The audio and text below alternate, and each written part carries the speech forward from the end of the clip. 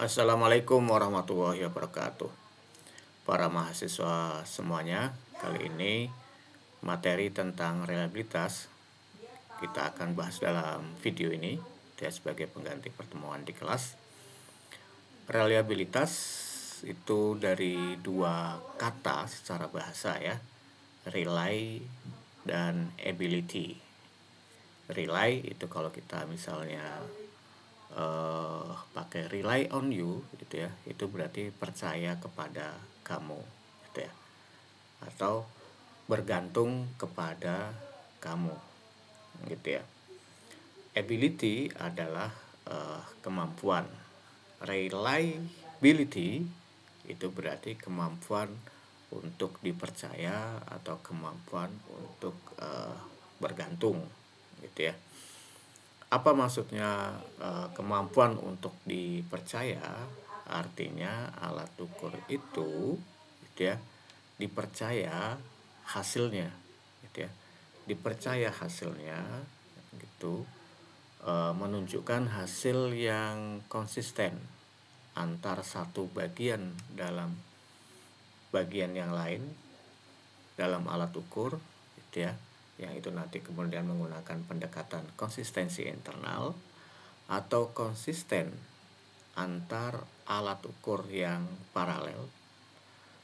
Bagian dalam alat ukur itu dijadikan dua alat ukur yang paralel gitu ya, maka itu pendekatan paralel.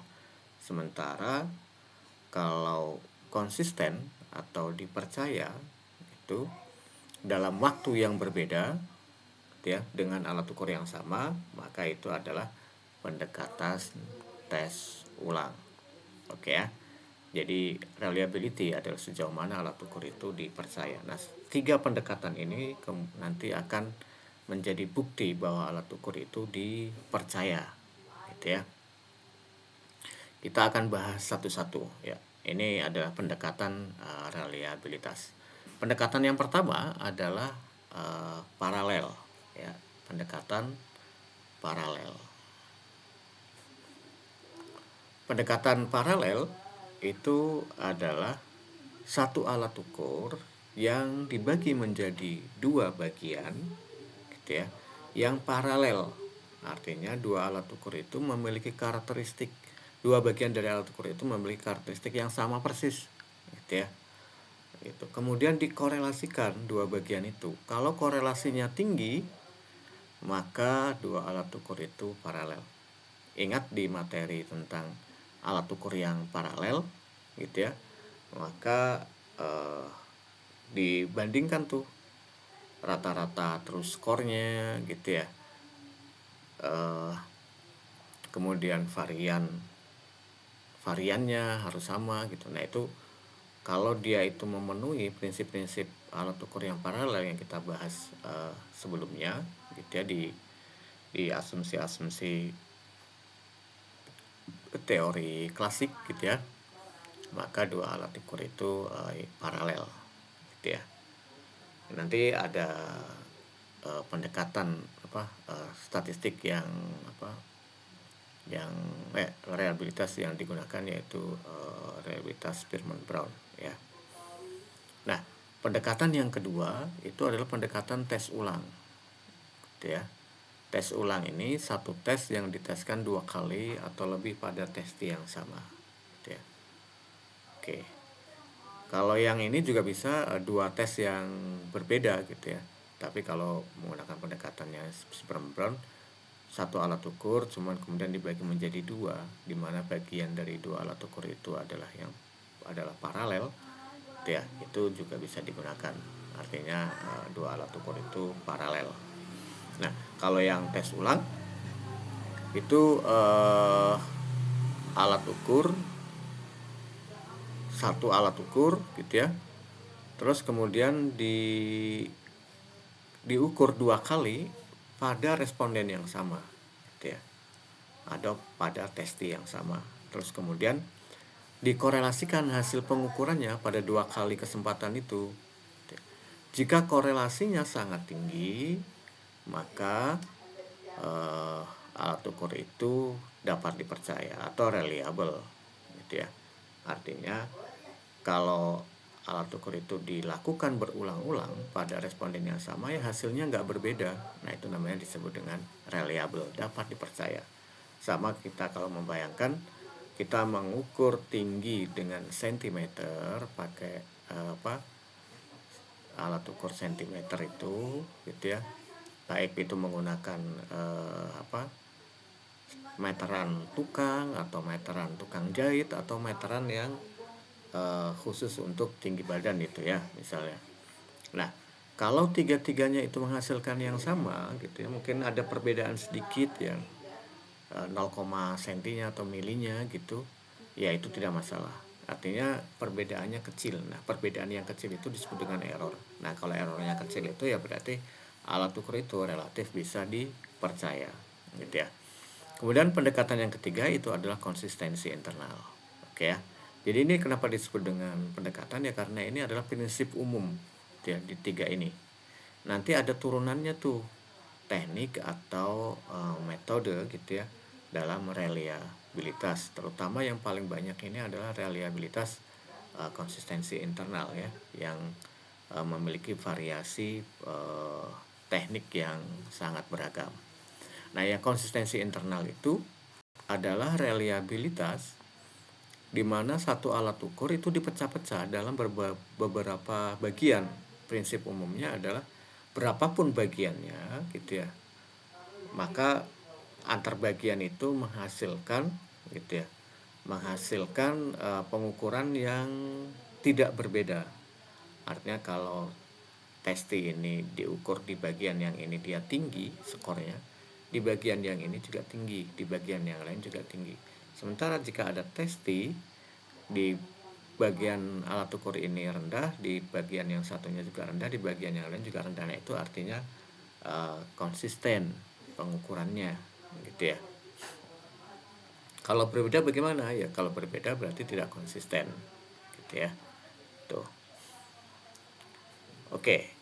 Makanya disebut dengan konsistensi internal dalam diri alat ukur itu sendiri, di mana kalau ada korelasi antar bagian dalam alat ukur itu korelasinya tinggi, maka alat ukur itu adalah reliable.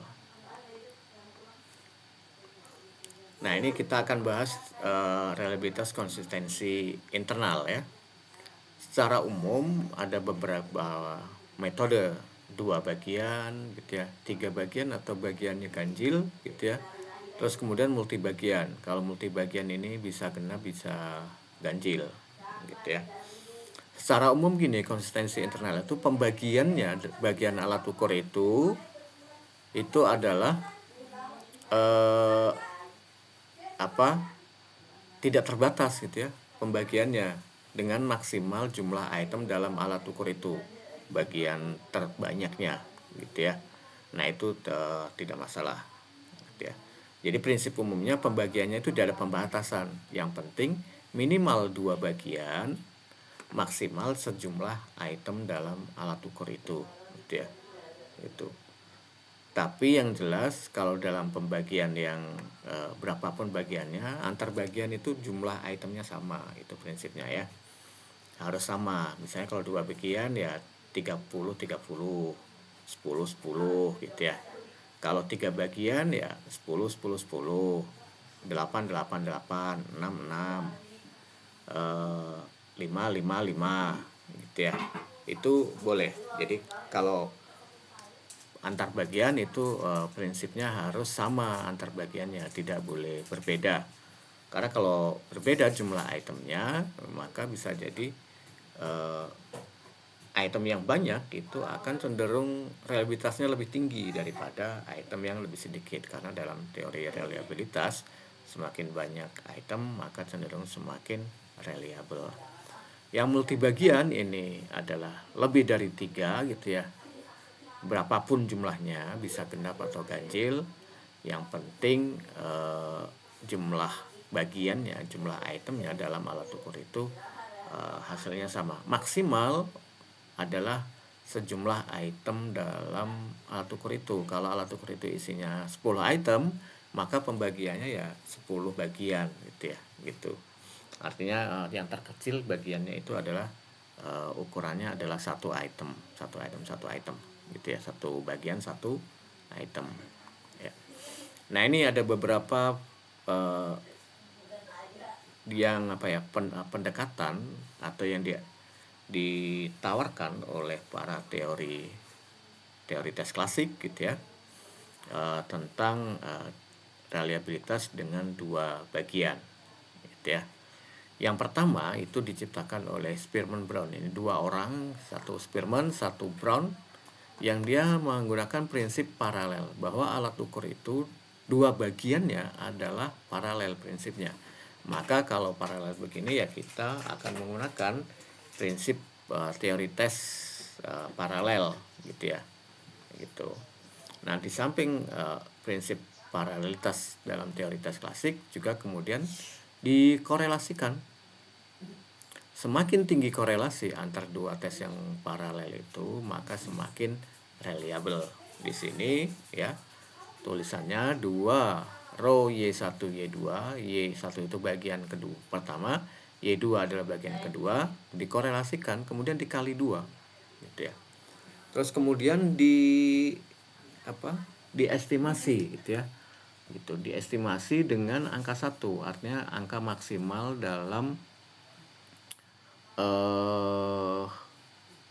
korelasi ya. Kalau dua alat ukur itu sempurna sama persis, maka korelasinya 1 kan gitu ya.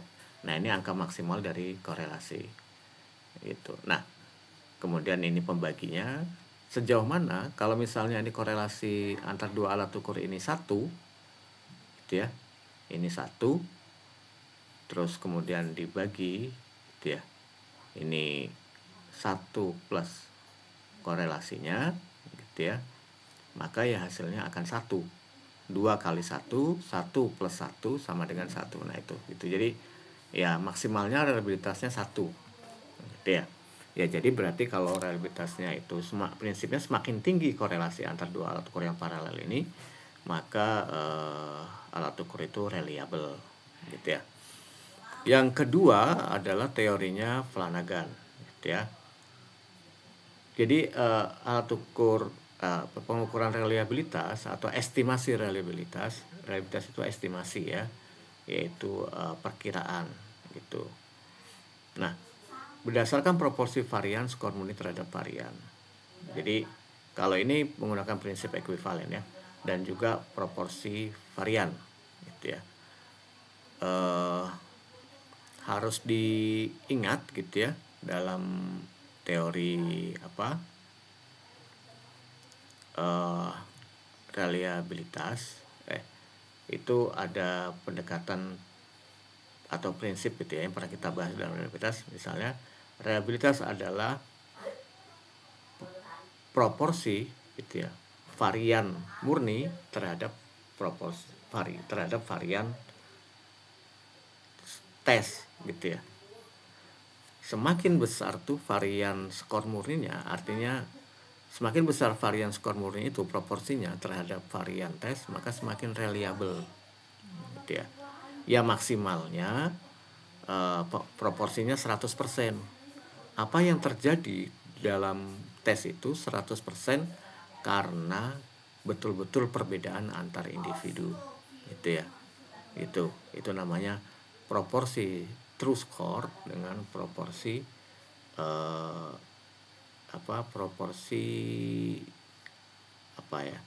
skor proporsi skor tes secara keseluruhan atau proporsi varian X gitu ya.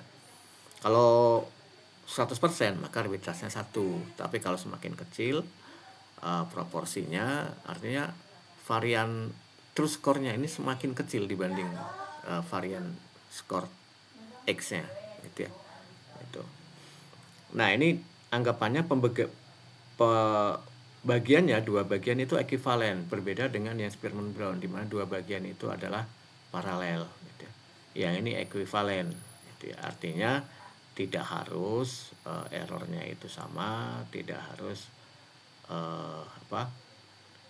rata-ratanya variannya juga sama gitu ya. Yang penting korelasinya sangat tinggi gitu ya. Nah, tentu saja ini ekuivalen ini secara prinsip lebih rendah gitu ya daripada yang paralel. Paralel lebih ketat gitu ya. Nah, rumusnya adalah 4 kali sigma Y1 Y2 kalau kita bahas statistik gitu ya. Kalau sigma ini namanya standar deviasi gitu ya. Itu. Nah, ini adalah kovarian ya, Y1 Y2. Berarti ini bagian pertama dan bagian kedua itu kemudian kalau ditulis ini sigma gini, maka itu adalah kovarian namanya gitu ya. Kovarian Y1 sama Y2 dibagi kali 4 kemudian dibagi dengan varian X gitu ya. Nah, 4 kali kovarian Y1 Y2 ini adalah dianggap sebagai true score-nya, varian true score gitu ya. Nah, semakin sama varian true score ini dengan varian X ini ya maka semakin reliable. Semakin jauh proporsi variannya yang di atas ini dengan yang di bawah ya maka semakin tidak reliable. Kemudian rulon itu adalah menggunakan prinsip perbedaan sebagai error gitu ya. Tes bagi pertama dengan tes yang kedua dikurangkan gitu ya. Nah, jika berbeda pengurangannya maka ya berarti itu ada error. Tapi jika sama pengurangannya maka tidak ada error. Misalnya tes di 1 di bagian pertama dapat 10, tes di 2 di bagian kedua dapat 8. Maka 10 dikurangi 8 sama dengan 2. Maka ada 2 error tuh di situ ya. Secara raw-nya, secara mentahnya ada 2 error. Atau misalnya yang sebelah yang bagian 1 dia dapat 8, yang bagian 2 juga dapat bagian kedua dapat 10. 8 dikurangi 10 minus 2 ya berarti itu ada error 2 gitu ya. Nah, yang satu error positif karena yang bagian kedua itu lebih kecil sementara yang satu error negatif gitu ya. Nah, prinsipnya juga ekuivalen dari dua alat ukur itu gitu ya. Nah, ini gampang rumusnya, hanya tes yang pertama dikurangi dengan tes yang kedua kemudian dihitung variannya gitu ya. Ingat, varian itu hitungannya adalah jumlah kuadrat dibagi dengan n gitu ya. Itu varian ya. Kemudian dikurangkan dengan angka 1. Angka 1 ini adalah proporsi varian sempurna true score dengan X score gitu ya. Atau varian ya sempurna gitu ya. Varian X dibagi dengan varian X gitu. Nah, kalau varian true score-nya ini sama dengan varian X gitu ya, ya maka reliabilitasnya sempurna 1. Tapi kalau varian error ini 0 gitu ya, berarti tidak ada selisih antara Y1 dengan Y2, maka reliabilitasnya 1. Tapi semakin banyak tuh, semakin bervariasi, semakin besar perbedaan antara Y1 dengan Y2, maka reliabilitasnya akan jeblok. Kalau ini besar, maka 1 dikurangi angka yang besar, 0, berapa, yang mendekati 1, maka reliabilitasnya kecil. Sementara kalau errornya kecil, maka proporsinya ini kecil, yang mendekati 0, sehingga kemudian 1 dikurangi proporsi yang di sini mendekati 0, maka reliabilitasnya tinggi, yaitu mendekati 1. Kemudian Gatman itu prinsipnya juga ekuivalen ya. Itu di sini menggunakan angka 2, ini 2 bagian gitu ya. Kemudian ini errornya gitu ya. Error.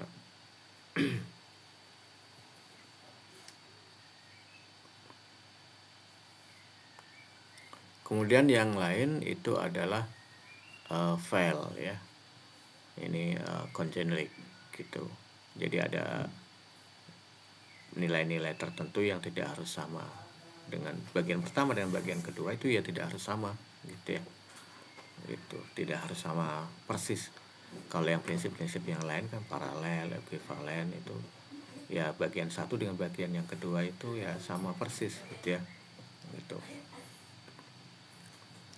Ini sama menggunakan prinsip varian true score dibanding dengan varian X gitu ya.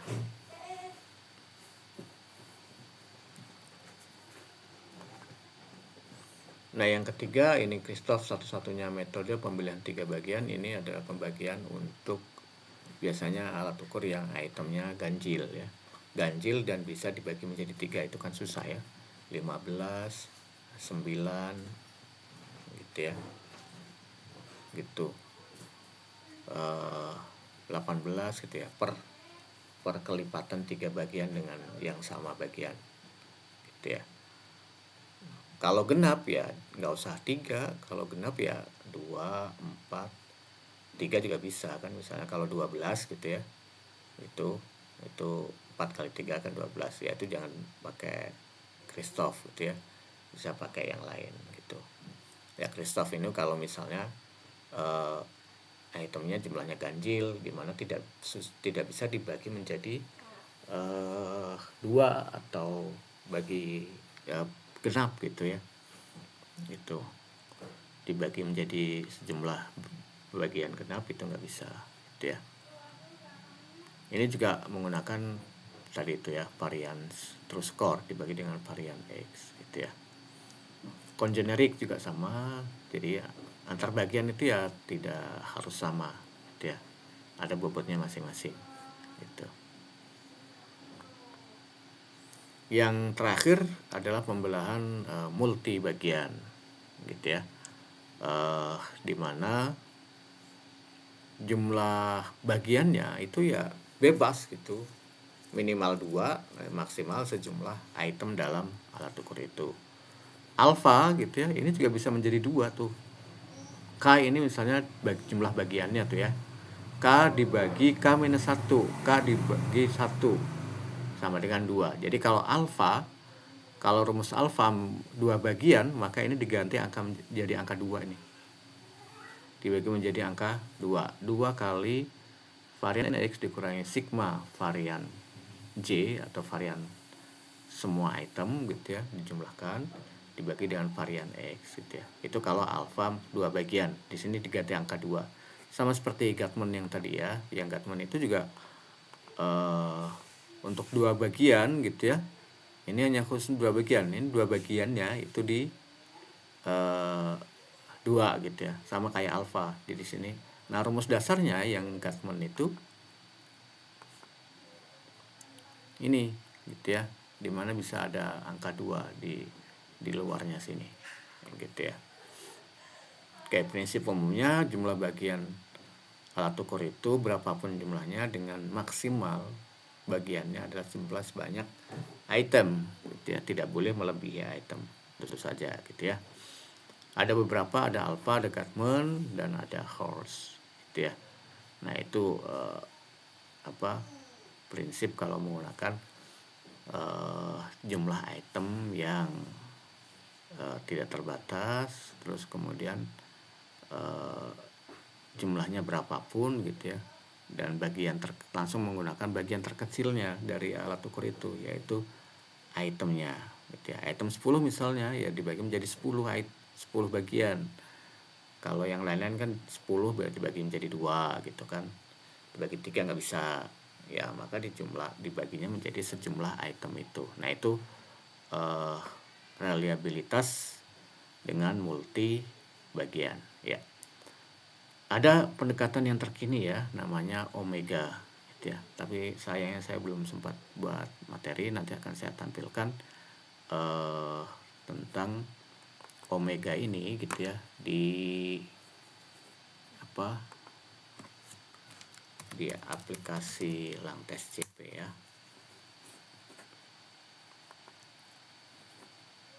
Nah, ini di sini di bagian ini itu ada reliability analysis. Ini di sini ada alpha dan ada alternatif. Nah, alternatif di sini ternyata omega ya. Ini mungkin kita banyak kenal, tapi ini belum kita pelajari ya. Mungkin di lain waktu saya bikin videonya tentang omega ini, yaitu reliabilitas berdasarkan faktor dalam alat ukur itu, atau pendekatannya analisis faktor ya. Yang di sini alpha gitu ya. Saya akan ambilkan filenya.